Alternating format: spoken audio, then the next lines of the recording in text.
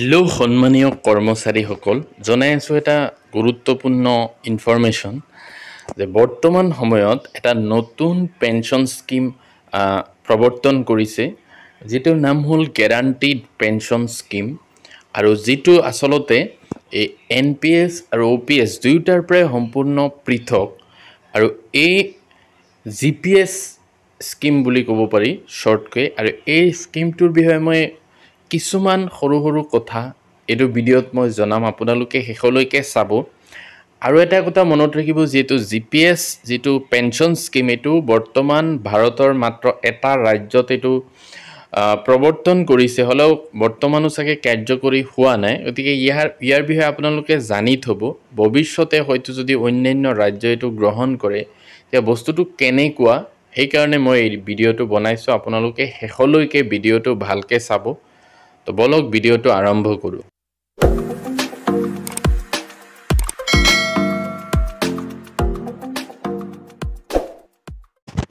এই guaranteed pension scheme হ'ল OPS আৰু NPSৰ হাইব্ৰিড মডেল।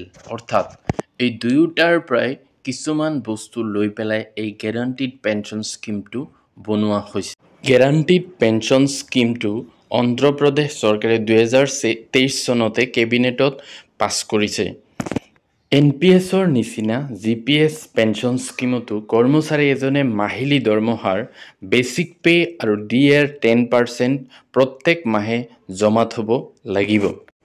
GPS পেঞ্চন স্কিমৰ এইটো এটা সুবিধা যিটো NPSতকৈ সম্পূৰ্ণ পৃথক। সেইটোৱে হ'ল যে GPS পেঞ্চন স্কিমত কৰ্মচাৰী এজনৰ অৱসৰৰ সময়ত যি দৰমহা থাকে তাৰ বেচিক পে'ৰ 50% তেওঁ পেঞ্চন হিচাপে মৃত্যুৰ আগলৈকে পাই থাকিব। এইটোৱে হ'ল GPS পেঞ্চন স্কিম আৰু NPS পেঞ্চন স্কিমৰ মাজত আটাইতকৈ ডাঙৰ পাৰ্থক্য।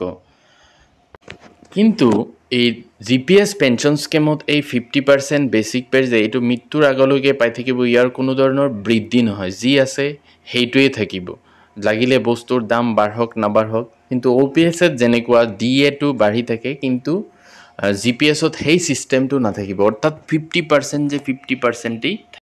NPSৰ নিচিনা GPS পেঞ্চন স্কিমতো অৱসৰৰ পিছত জমা টকাৰ 60% ঘূৰাই নাপায়। তেওঁ যিখিনি জমা থৈছে সেইখিনি থাকিবই আৰু তাৰ পৰাই তেওঁ এই পেঞ্চনটো পাই থাকিব। কিন্তু তাত কোনো ধৰণৰ ৰিটাৰ্ণ ছিষ্টেম নাই, যে NPSত যেনেকুৱা যিমান জমা থ'ব তাৰ 60% ঘূৰাই দিব, তাৰ 40%ৰ পৰা পেঞ্চন দি থাকিব। সেইটো সুবিধা GPSত নাথাকিব।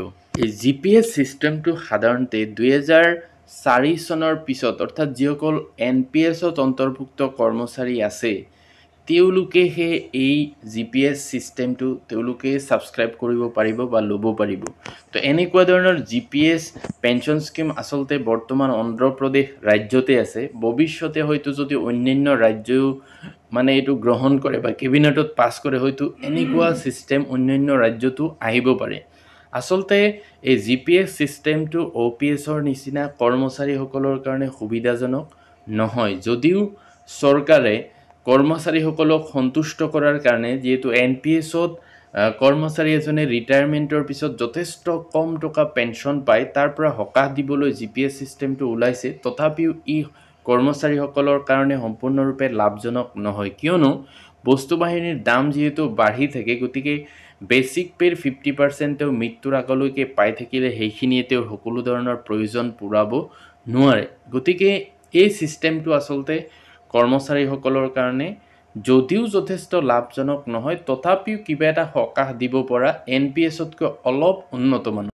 NPSৰ নিচিনা GPS পেঞ্চন স্কিমো চৰকাৰৰ কাৰণে লাভজনক, কিয়নো ইয়াতো চৰকাৰে কৰ্মচাৰীসকলক পেঞ্চনৰ নামত অতিৰিক্ত টকাৰ বোজা বহন কৰিব নালাগে। তো এইখিনিয়ে আছিলে GPS পেঞ্চন স্কিম সম্পৰ্কীয় গুৰুত্বপূৰ্ণ কথা কিছুমান। তো হয়, কৰ্মচাৰীসকলৰ কাৰণে OPS যিটো অল্ড পেঞ্চন স্কিম সেইটোৱে আটাইতকৈ ভাল আৰু আটাইতকৈ লাভজনক আছিলে। কিন্তু বৰ্তমান যিহেতু OPSটো নাই, কিন্তু আমিও বিচাৰোঁ যিহেতু OPS ছিষ্টেমটো আহক। কিন্তু এইটো GPS ছিষ্টেমটো কি সেই বিষয়ে জানিবৰ কাৰণেহে মই এই ভিডিঅ'টো আগবঢ়াইছোঁ। ময়ো বিচাৰোঁ যে OPS ছিষ্টেমটো আকৌ ঘূৰাই দিব লাগে। এইটো কৰ্মচাৰীসকলৰ কাৰণে আটাইতকৈ সুৰক্ষিত পেঞ্চন আঁচনি আছিলে। তো এইখিনি আছিলে গুৰুত্বপূৰ্ণ ইনফৰমেশ্যন। ভিডিঅ'টো ভাল লাগিলে মোৰ ভিডিঅ'টো লাইক এটা কৰি দিব আৰু মোৰ চেনেলটো ছাবস্ক্ৰাইব কৰি থ'ব। Thank U.